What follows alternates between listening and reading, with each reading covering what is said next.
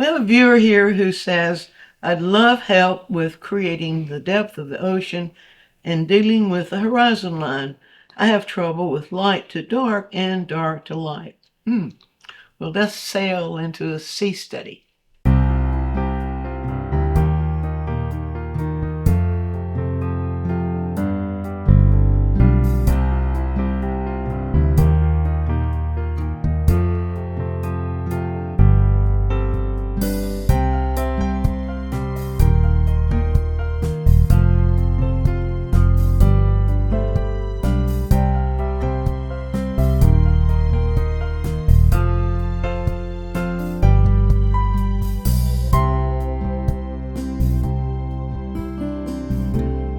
Well, how we handle these things depends upon what we're looking at in the sea.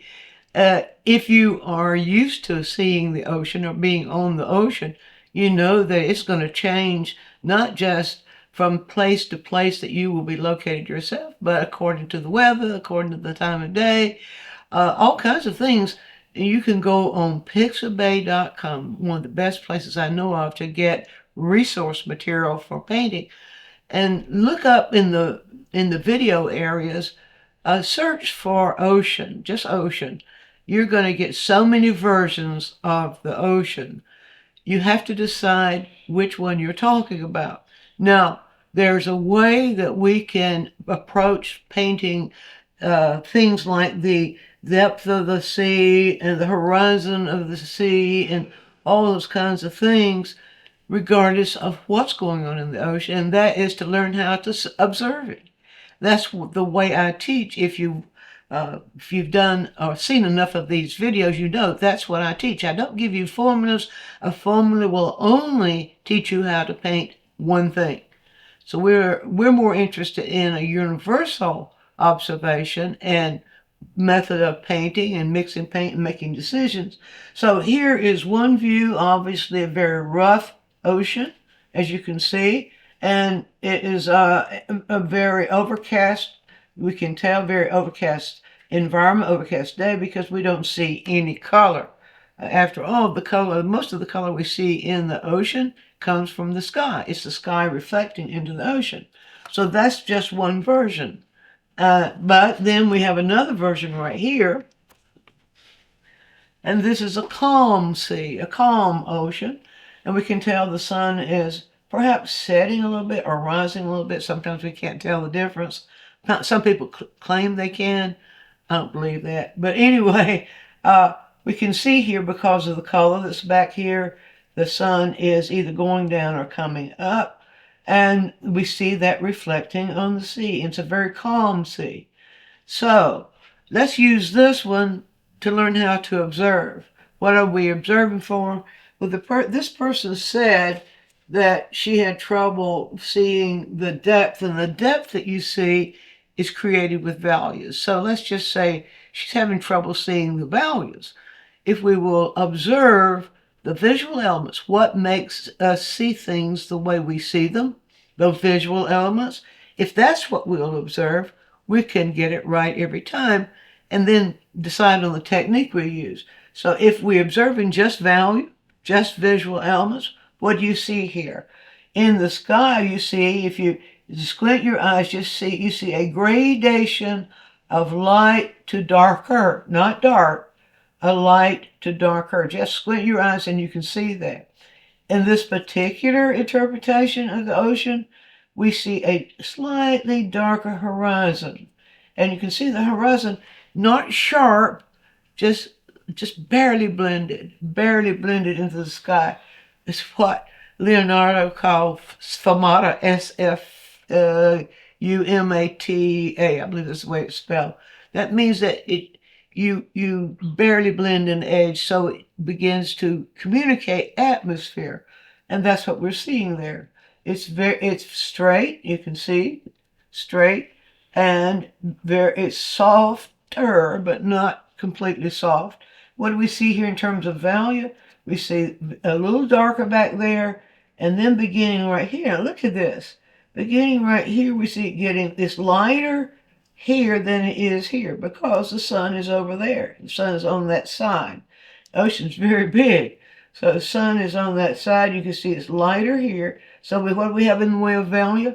You have a sort of a middle value dark, then it goes into light, and then it blends into a slightly darker version.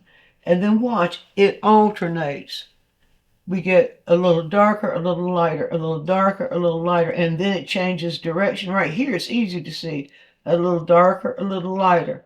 And see it back here, those values are closer to each other than they are up here. And we can see the value contrast. That means the amount of difference there is between two values.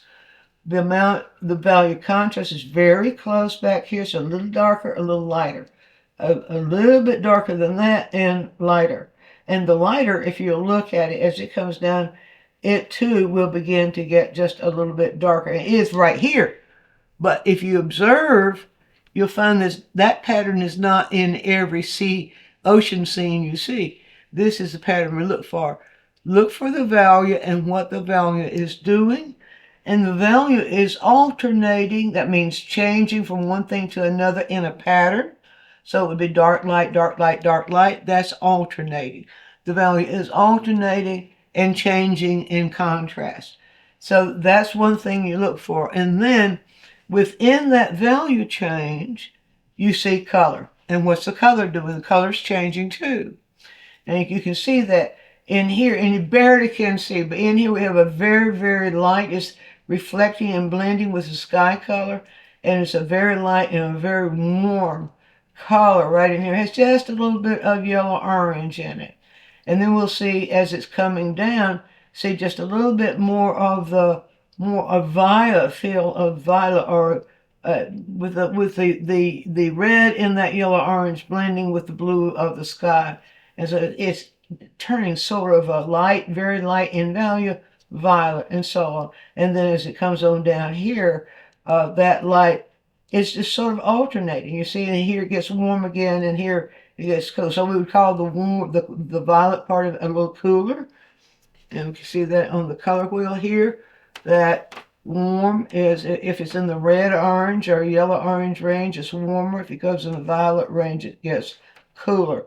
So we see that. Now, you might think that's making it complicated. No, it's not. It's just observing. And of course, those are very light. So I'm going to give you just a little bit of a demonstration here. Now, what technique would you use for that? What technique do you need? Techniques, what combination of techniques, brush techniques, if you're painting with oil, or if you're painting with acrylic, or if you're painting with even with gouache, what kind of brush techniques would you use? Now in watercolor, some of it would, the motion of the brush would be the same, but application would be the same. So, but observation is the same no matter what medium you're painting in. In watercolor, your observation, that I just did for you, is the same no matter what. All right, so we'll have to plot a little bit of sky up here. Now, no, that's not what we do. What we do first is we decide what color, what tube colors will I need on my palette to communicate what's happening here in the way of color.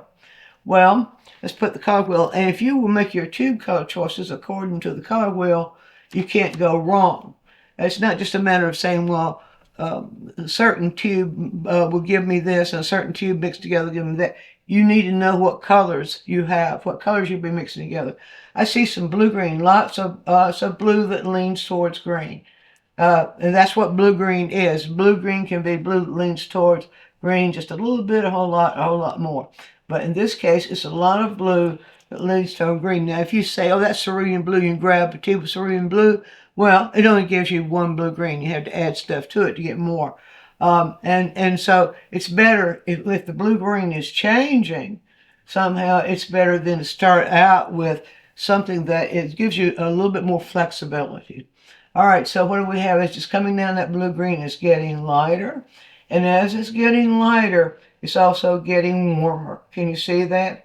Lighter, warmer, and then that blends into the red-violet. Now, this person asked for the sea. She didn't ask for the sky. But I'm pointing out to you what something of the sky is doing. She also asked for the horizon. I'm assuming she means, how does the horizon work against the sky? Or does she mean where does the horizon belong, up or down or whatever? Well, you can choose to put the horizon in your painting either lower down or lower or below the center line or above the center line. If your painting is more about just the sea or something that's going on in the sea, you might want to show more of the sea, and that would be your horizon would go up higher. If you want to show the whole scene or how the sky is relating to the sea or the ocean, then you would want your horizon line to be a little lower. But I don't know whether she meant that or whether she's meaning how do we handle that. So I'm going to just leave it there as far as the composing of it. But let's show you here now about making these color choices. We'll see the same colors reflecting in here. We see lots of the green, blue leaning towards green, but then right down in here, it begins to go a little bit more towards the green. The blue-green begins to kind of take on some blue-violet. And now, what I put on my palette here, here's a blue-green, but this is a blue-green that leans more towards green. Here's a blue, that's just blue. And then I put here a red-violet because I see that reflection of the violet in there. So what we're going to do here is just give a little bit of a demonstration about the alternation, the blending, and what those colors will be doing. I'm going to begin with the sky. Now, just a word about my palette. If you have seen any of my work at all, you know that I enjoy working with a value line palette.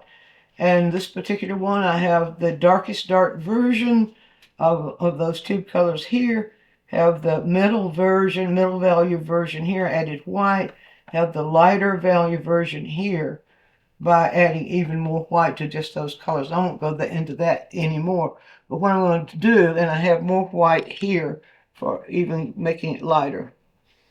This is titanium white if you are interested. Oh yeah, I guess you want to know what two colors are named. People will ask that. This blue-green color here is the Rembrandt Viridian. Rembrandt. The other Viridians are different. That's all I'm going to say about that. This red-violet is the quinacridone violet, and the quinacridone violets work pretty much the same regardless of the manufacturer. This particular one is made by Gamlin. And my blue here is just plain ultramarine blue. And two, ultramarine blue stays pretty much the same across manufacturers. And that's what I'm going to choose to use, just those three.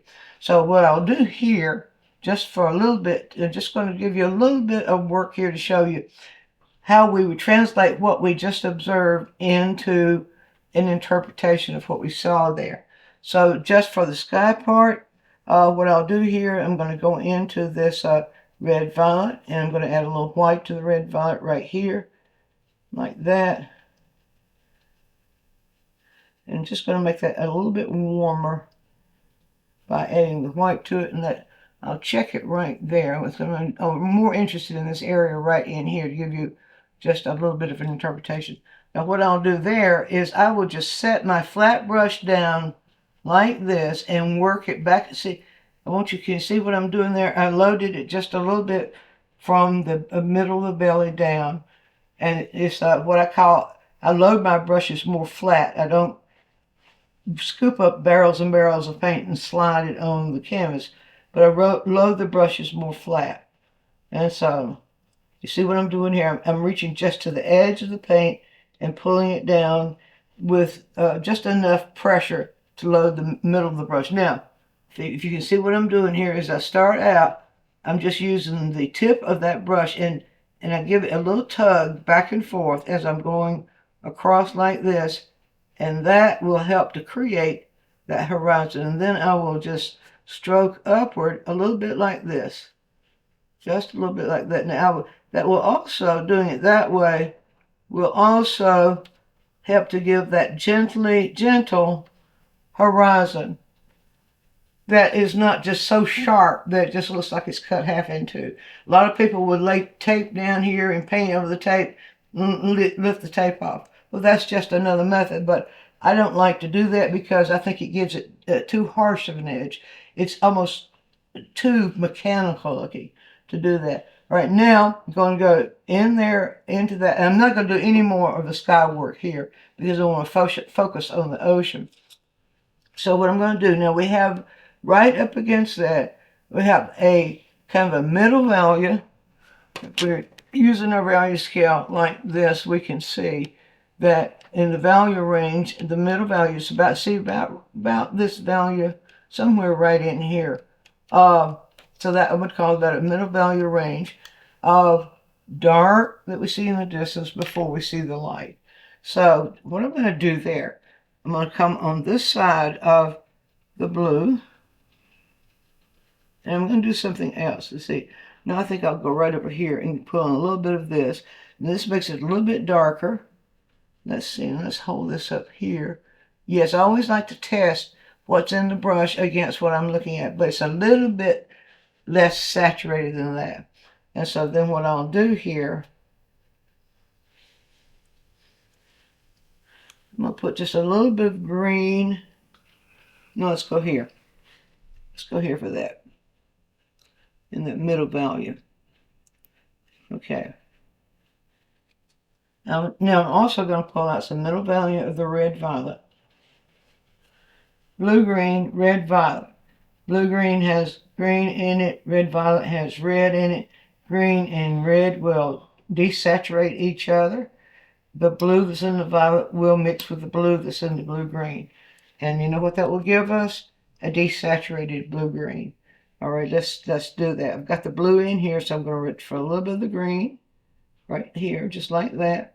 And I'm going to pull in a little bit of that violet. And look at this, so sweet. You see what we got there? I believe we've got exactly what we need. Right now, what I'll do here now to start with is the same thing. I'm just going to let the brush land and give it a little bit of a movement back and forth and work that line all the way across, just like that. And then I'll come back, pull it down just a little bit, pull the paint down just a little bit like that to connect it. Now I look at that, and if it still looks too harsh, I'll give it a little bit more blending. I'm going to go with what I've got there. What do we see next? We see it getting lighter. And that's when I would go over here now. And it's lighter, and it's a blue-green that leans towards green. Can you see that right in here? A little bit lighter, a blue-green that leans towards green. So I'm going to pull out what I have in the brush. I'll go on this side, and I'm going to pull the lighter version of blue-green, and then add the blue to it, make it even bluer, and add a little bit of that violet to it. And then I'm going to test it. And I got it in the right range, maybe just a little bit blueness. Didn't it be a little bit darker than that? Let's see. Let's see. I'm pretty close. I'll get that just a little bit more. I'm going to do that a little bit more so that you can see it a little bit better. Mix those together. Pull the violet in, make it more violet, and then we'll pull the green in to desaturate the blue-green to desaturate it like that. And let's see. Okay, now I see it's too light. This is what I've got. Get the dark. It needs to be light. Okay, that's what I want. Not too light, but let's get a little light from right over here. Now, let's see if that is what we need. I believe it is. Maybe needs to be just a little bit blue, just a little bit more of that blue-green in it. And let's see what happens here. Now I'll take the brush, and you see I'm hitting it like hitting the surface right with the tip of the flat brush and moving it back and forth like that. Just move it back and forth. Then I'm going to give just a slight blend and pull just the edge of that darker in like that. And you can see just there's the horizon for you. A barely defined, in this case it's darker, but it's barely defined dark against the light of the sky, whatever, in the case of the light of the sky. Now, you see how this is getting warmer as it comes down, but it's almost, what is that value? It's in that same similar value range. I think it gets a little bit darker and a little bit warmer. So I will gradually, in the brush, like this, you see what I did on the palette, gradually check it out. Check out the value. Watch out. See that the value is the same value as the blue, as we're getting this area right in here. All right, so let's get that just a little bit lighter. And there it is right there. Now, what I'm doing, I'm holding the brush flatter against the canvas because that'll allow more paint to go down, and giving that tip of the brush, letting the tip of that brush move back and forth like this, because that is the movement I see in that ocean. And this is the color. Now this is more the value. It's getting darker on this side. So what I'll do there is I'll go into the middle value of the violet and the blue. Let's get both sides of the brush. More the blue, more the violet and the blue, and a little bit of the green to desaturate. And let's test that out now. See, okay, good. All right, so what we do here, you start right on this side. Now, here is a method for gradating in this direction. So I can start about right in here, and I can begin to just work the brush back and forth like this. And then without moving it, I'll put it over this and a little bit lighter touch, work it back and forth just like that. And just with a little bit of lighter touch, work it back and forth like that. Let it go back and forth as it's coming down, and you see that communicates something of the movement in the ocean as well as that gradation that we see. All right, let's move down into the darker version that begins to create the depth. Now, in order to begin to pull up these darker versions, we see pretty much stayed in this is middle value, and that's where we've been so far between the middle value and the light. As we're getting down in here, we're getting more darker value, some sort of shadow of some sort, There's some sort of shadow area in here, and I wouldn't even go to what that might be. I'm just looking at it. You don't have to know what it is to see it, to paint it. Too many people place too much emphasis on what the label of something is, and not enough on its visual characteristics. But it's the visual characteristics that enable you, when you observe the visual characteristics, that can enable you to paint them, to get them communicated so that you know what they are and your viewer knows what they are. And that is a start, isn't it? Okay, now we'll pull the light out of this brush like this. Controlling the amount of paint that's on your brush is crucial to all painting, but I think when you've got these patterns that you're working on here, where you have alternation dark to light to dark to light to dark to light, I should say, it doesn't matter about it, this alternation of value. If you have that kind of movement there, it's important that you really control the amount of paints in the brush. Now, see, I will need just a little bit darker, but not very much darker as we're coming down. And this is what I love about the value line. I have the ability right here, as this goes from middle value to dark, I have the gradation I need, the ability for the gradation I need. And so what I'll do there now is I'm going just a little bit darker right in here, just a little bit darker, not much at all. Go into that same value of the red, and yep, I do need to do that. Get a little bit more, a little bit more violet. You go back to the other side of the brush and do the same thing, and then I'm going to write that same value area of the blue-green, and just add just enough of the blue-green. I'll come back down here with that blue-green. Yes, add just enough of that blue-green to desaturate it, and let's see what we get here. We get this, and it's a movement. It's moving in this direction, so I will just move it in that direction. You see, I have a bare interpretation. I've got, well, a bare interpretation. I didn't mean it that way. I've got a bare change in value, which is exactly what we see there. So we have light, dark, darker, not quite dark yet. Then we go back to this side of the value line, and we'll pick up the lighter again here, lighter again, and just get just enough, a little bit more, then get that a little bit warmer in that lighter area right there, and we'll do the same thing. Just work it back and forth. You see, there's the lighter. Now we're beginning to get that alternation. And if you see some good discrepancy, like we saw like that, just give it a little bit of a hit and blend it. And then now we see that this is beginning to get wider on this side, so we'll bring it down and let it get a little wider on this side, because now it's changing a direction. Okay, so I'll just do a little bit more of that. It's getting more length on this, on the quick tip than we usually like, because we lose you. Human beings have a short attention span. But I'm showing you a process, a way of observing and interpreting what you see in terms of three major things here, really. In terms of its value, the value relationship, those two are together, meaning what dark is beside what degree of dark is beside what degree of light. Color, how the color changes as it moves into different values. And direction, the directional movement. And that's very important to interpreting the sea. So here we'll do the same thing. It goes dark again, so it doesn't go very dark again, so we get it very dark again. Have it on the tip of that brush and just give it that back and forth movement. And you see I let the movement of that slant just a little bit, like that. Now it's beginning to get darker, so now I'm going to go on the darker side. So we're getting back down in here in the real dark stuff. So we'll go on the darker side of all three colors and add just what I need to interpret what I'm seeing. And this time it's getting less of the red and more of the blue. Blue, green, the green to desaturate it, and see what we've got here now. As it's coming down, I think we see something like this right here. And you see, I'm slanting it I'm giving it a slight slant like I'm seeing there.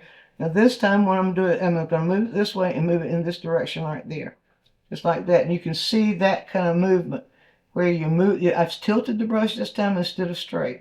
The tip of the brush also helps to communicate what we're looking at. And so I just give it a very slight tilt like that. And then what I'm going to do now is go back into the light, and within this area right here, I'm going to begin to kind of blend lighter into darker. And you see how that works?